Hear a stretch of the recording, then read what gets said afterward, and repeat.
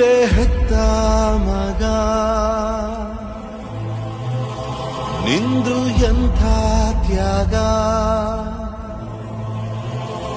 ನೀನು ನಮ್ಮ ಪಾಲಿಗೆ ಎಂದು ದೇವ್ರಯ್ಯ. ಕೊಡಲಿಗೆ ತಿಂದು ನೆರಳ ನೀಡೋ ಮರ, ನಿಂದು ಕಾಲ ಮುಗಿದರು ನಿಲ್ಲದು ಅಧ್ಯಾಯ.